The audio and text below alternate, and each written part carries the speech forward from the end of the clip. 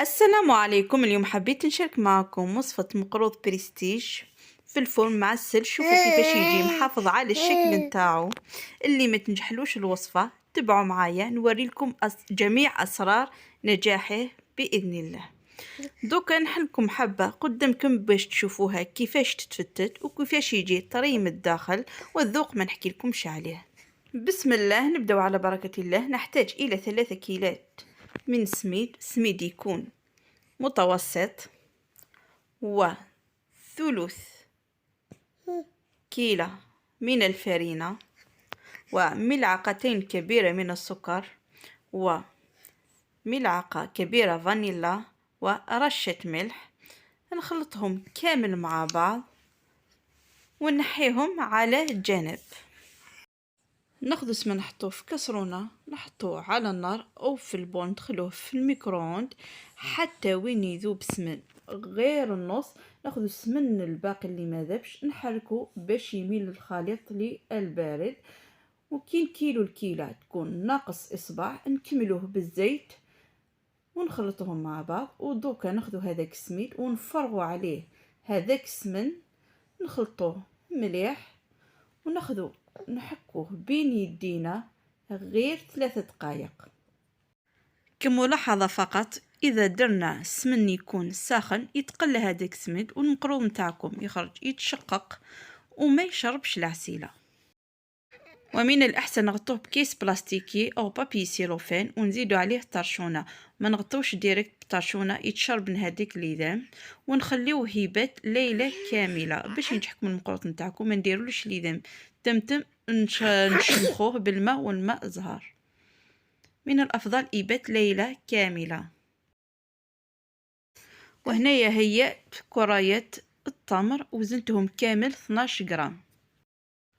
وبعد ما جازت ليلة كاملة دوكا نحيلو لقطة، ناخذ غير الكمية اللي نحتاجوها من هذاك السميد ونرشوه بمزيج من الماء وماء الزهر حتى وين نشوفوه يتكور كما تشوفوا في الفيديو، ونخليه 3 إلى 5 دقائق. وبعد ما جازوا 5 دقائق دوكا نزيد له شوية من الماء وماء الزهر. لازم يعني نعطوله حقه من الماء باش ما يتشقق لكمش. شوفوا قوام العجينه كيفاش لازم يجي، كي ديروه في المول ما يتشققش.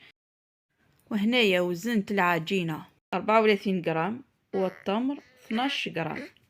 شوفوا طريقه العمل. دوكا ناخذ هذاك السميد نبسطوه على يديه هكا مليح وندخلوا هذاك لابولات تاع التمر ونضغطوا عليها مليح باش ما يكونش الهواء بين العجينة والتمر.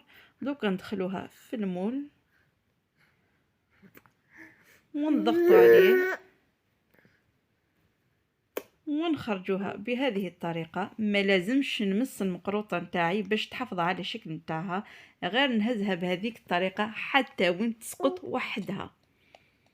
اذا مسيناها يكون الشكل نتاعها مخربط. دوكا نزيدكم الحبة الثانية للمبتدئات بنفس الطريقة. شوفوا كيفاش جاء المقروط يعني محافظ على الشكل نتاعو. وبعد ما كملت الصينية دوكا ندخلوه للفرن على درجة حرارة 180 حتى وين يولي اللون نتاعو ذهبي. شوفوا بعد ما طاب كيفاش جاء اللون نتاعو ما شاء الله.